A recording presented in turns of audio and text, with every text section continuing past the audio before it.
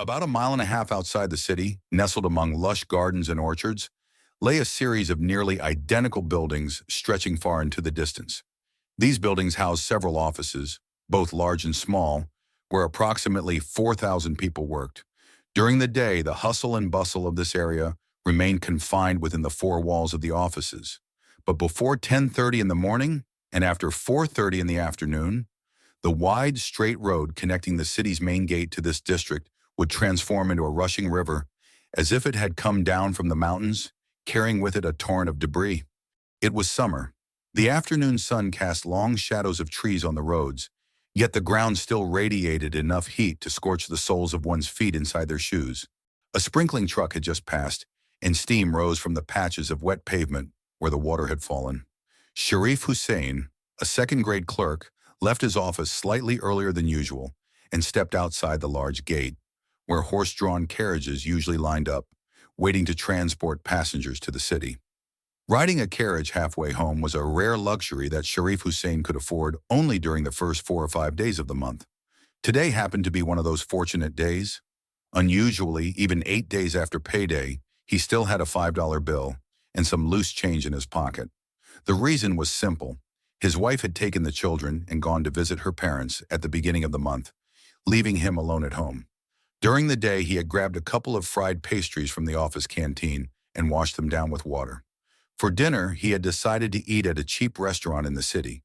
He had no responsibilities weighing him down, no valuable belongings to guard at home. He was free to return whenever he pleased, or not at all. If he wanted, he could spend the entire night wandering the streets without a care in the world. Soon, office workers started coming out in groups. Among them were typists, record keepers, dispatchers, accountants, head clerks, and superintendents. They had different ranks and positions, and their appearances showed their roles. However, some stood out more than others. Cyclists sped past in short-sleeved shirts, khaki shorts with leather belts, and sandals. They wore straw hats for shade, watches on their wrists, and tinted glasses over their eyes. Then came the chubby office workers, smoking cigarettes, carrying bundles of files under their arms, and holding umbrellas. Every evening, they took these files home, hoping to sort out the office paperwork they couldn't finish during the day. But as soon as they reached home, family duties took over, leaving them no time to even look at the files. The next morning, they carried them back to the office, untouched and unchanged. Some carefree people, not worried about carriages, bicycles, or umbrellas, walked casually. They had their coats draped over their shoulders and hats swinging in their hands. Their shirt collars were open, with a broken button clumsily fastened by a safety pin, revealing damp chest hair stuck together with sweat. Then there were the fresh recruits, awkward young men dressed in cheap, ill-fitting suits, despite the oppressive heat, complete with waistcoats and tightly fastened ties. Their coat pockets bulged with 2 or 3 fountain pens and a couple of pencils, as they walked along with an air of exaggerated importance. Although most of these clerks shared the same native language, they insisted on speaking in a foreign tongue, deliberately twisting their accents. This wasn't the confidence that comes from mastering another language. It was necessity. All day at the office, they were required to converse with their superiors in this foreign language, and now speaking it among themselves was simply a continuation of that routine, a way to reinforce their practice. Among them were clerks of all ages. Some were young and inexperienced, their faces still smooth, barely touched by a razor, fresh out of school for only a few months. Others were seasoned workers, their faces lined with years of routine. Deep marks on their noses told of decades spent behind thick glasses, and their steps traced the same roads they had walked for 25, even 30 years. Most had developed a slight hunch just below the neck, shaped by years of bending over desks, scribbling under dim office lights. Their chins and cheeks bore the roughness of daily shaving with dull razors, the stubble barely hidden beneath tiny, irritated bumps. Many of them knew exactly how many steps lay between their office and home. As they walked, their conversations circled the same complaints, grumbling about strict bosses, lamenting incompetent subordinates, and sighing over the endless monotony of their days. Noticing an empty seat in a passing carriage, Sharif Hussain quickly climbed aboard. The carriage rolled forward, and within minutes it reached the city gates, where it came to a stop. He pulled out a nickel and handed it to the driver, then changed direction, heading not home but toward the Grand Mosque in the heart of the city. Every evening, the steps around the mosque transformed into a bustling marketplace, where second-hand sellers and vendors of cheap goods set up their makeshift stalls, creating a carnival-like atmosphere. The place was a melting pot of people from all walks of life, selling and buying all sorts of wares. Even without the intention of purchasing anything, simply watching others haggle, negotiate, and make deals was an entertaining spectacle in itself. Sharif Hussain strolled leisurely, pausing for a minute or two at various street performers and vendors, self-proclaimed herbal doctors giving exaggerated lectures, mystics selling charms and amulets, and street photographers offering instant portraits.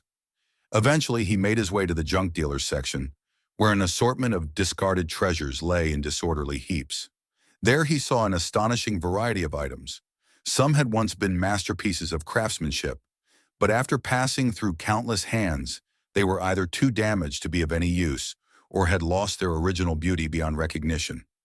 Porcelain vases and dinnerware, table lamps, broken clocks, burnt-out batteries, empty picture frames, gramophone parts, surgical instruments, sitars, a taxidermy deer, brass artifacts, and even a small statue of Buddha stood among the clutter.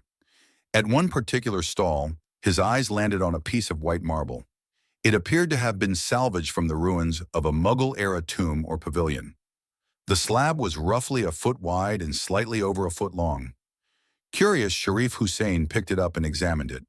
The marble had been carved with such delicate precision that out of sheer curiosity, he decided to ask the junk dealer its price, just to see how much he would quote for it. Noticing an empty seat in a passing carriage, Sharif Hussain quickly climbed aboard. The carriage rolled forward, and within minutes it reached the city gates, where it came to a stop. He pulled out a nickel and handed it to the driver, then changed direction, heading not home, but toward the Grand Mosque in the heart of the city.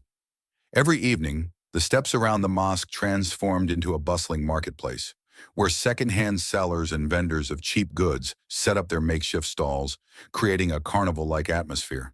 The place was a melting pot of people from all walks of life, selling and buying all sorts of wares. Even without the intention of purchasing anything, simply watching others haggle, negotiate, and make deals was an entertaining spectacle in itself. Sharif Hussain strolled leisurely, pausing for a minute or two at various street performers and vendors, self-proclaimed herbal doctors giving exaggerated lectures, mystics selling charms and amulets, and street photographers offering instant portraits. Eventually, he made his way to the junk dealers section, where an assortment of discarded treasures lay in disorderly heaps. There he saw an astonishing variety of items. Some had once been masterpieces of craftsmanship, but after passing through countless hands, they were either too damaged to be of any use or had lost their original beauty beyond recognition. Porcelain vases and dinnerware, table lamps, broken clocks, burnt-out batteries, empty picture frames, gramophone parts, surgical instruments, sitars, a taxidermy deer, brass artifacts, and even a small statue of Buddha stood among the clutter. At one particular stall, his eyes landed on a piece of white marble. It appeared to have been salvaged from the ruins of a Mughal-era tomb or pavilion. The slab was roughly a foot wide and slightly over a foot long. Curious, Sharif Hussain picked it up and examined it. The marble had been carved with such delicate precision that out of sheer curiosity, he decided to ask the junk dealer its price, just to see how much he would quote for it. $3. The junk dealer's price wasn't too high, but then again, what did Sharif Hussain even need the marble slab for? He set it back down and turned to leave. "Why are you walking away, sir? You tell me, how much will you pay?" He stopped. Admitting outright that he had no real interest in buying it felt oddly embarrassing. After all, he had only asked the price out of curiosity. He thought for a moment. He should offer such a low price that the junk dealer would outright refuse. At the very least, the man wouldn't assume he was just some broke wanderer wasting his time out of idle greed. "I'll give you $1. With that, Sharif Hussain hurriedly tried to walk away before the dealer could respond, but the man wasn't about to let him escape so easily. "Wait, you won't go a little higher? Not even $1.25? Fine, take it. Sharif Hussain felt a wave of irritation with himself. Why hadn't he just said 75 cents? Now he had no choice but to go through with the purchase. Before handing over the money, he picked up the marble piece again, inspecting it carefully. If he found even the slightest flaw, he could still back out. But the slab was perfect, flawless. He couldn't understand why the junk dealer was willing to sell it so cheaply. That night, as he lay alone on his rooftop bed, under the open sky, restlessly tossing and turning, an idea struck Sharif Hussain about how he could use the marble slab. God's ways were mysterious. He was the most merciful. Who knew? Perhaps fortune would smile upon him. Maybe he would climb the ranks from a second-class clerk to a superintendent, and his salary would leap from $40 to $400. If not that, then at least a promotion to head clerk wouldn't be too much to hope for. Then he wouldn't have to live in a shared apartment anymore. He could buy a small house of his own and proudly place this marble slab outside the entrance, engraved with his name. The vision of this future gripped him so intensely that his perception of the marble slab shifted entirely. Either it was a useless piece of stone, or it was something he had been unknowingly searching for all along. If he hadn't bought it, it would have been a terrible mistake.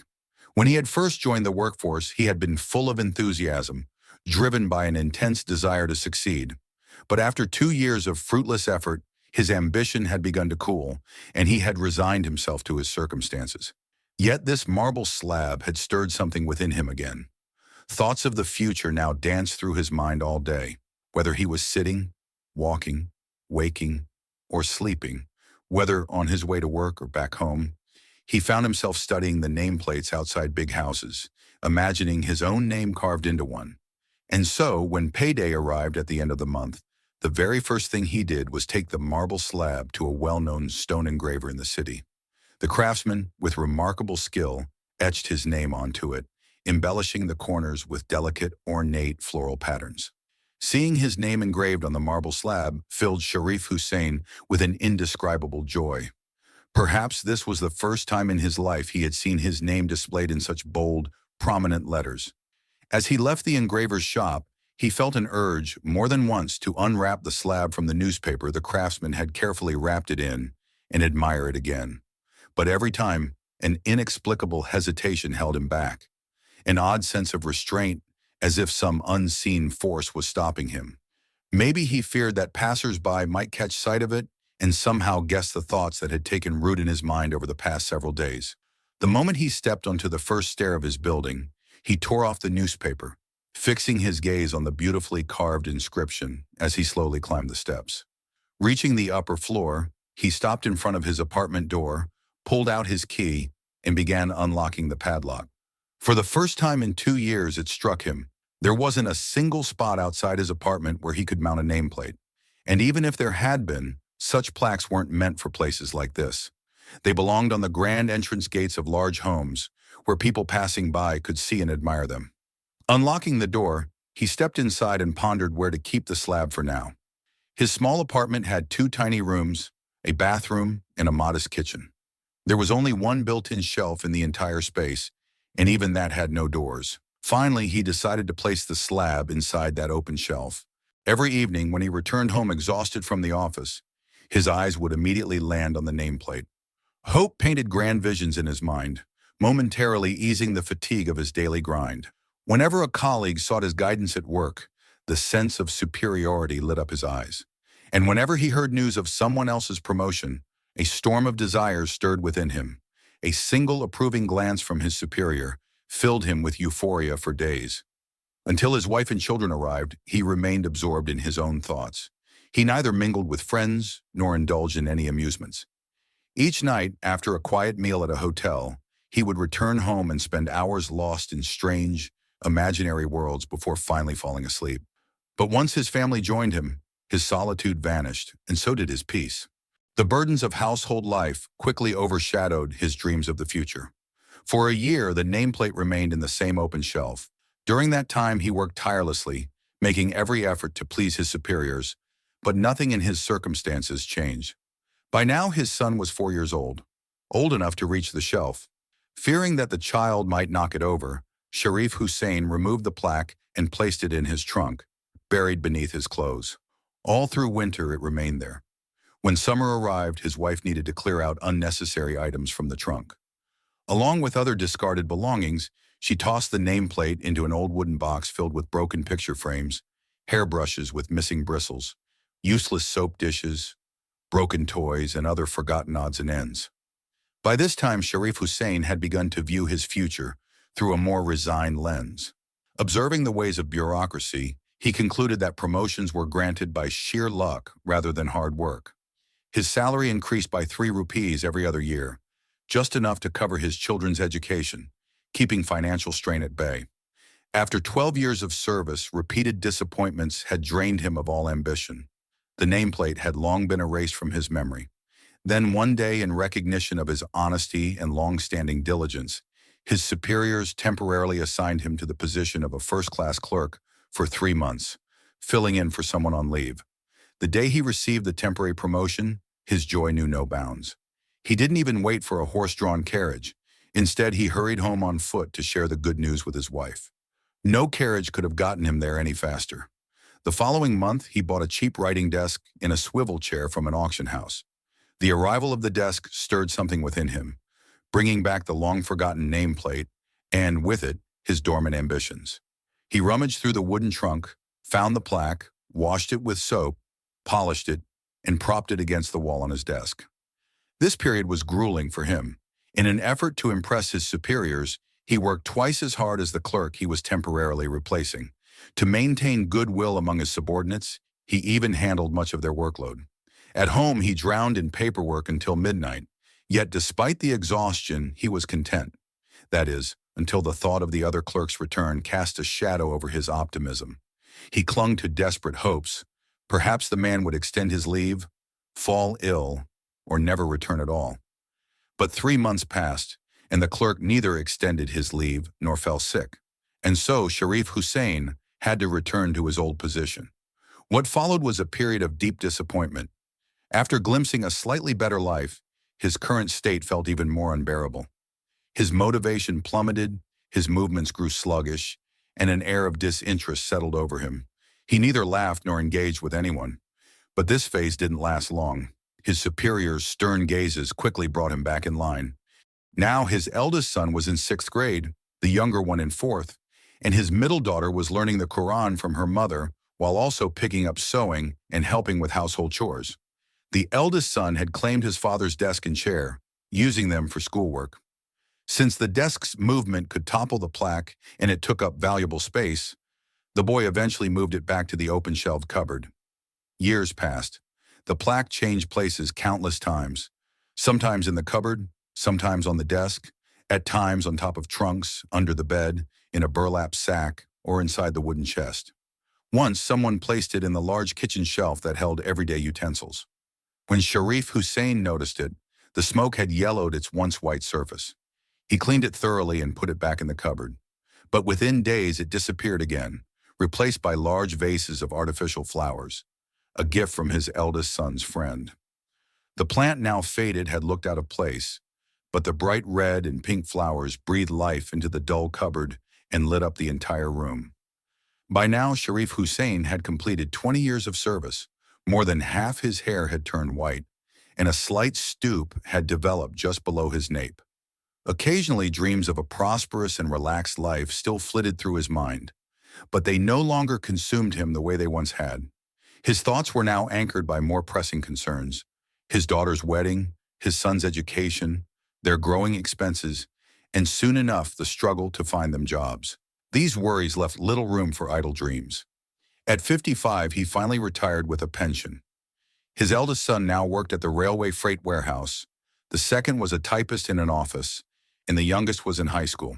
Their combined income, including his pension, amounted to around $50 per month, enough for a modest but manageable living.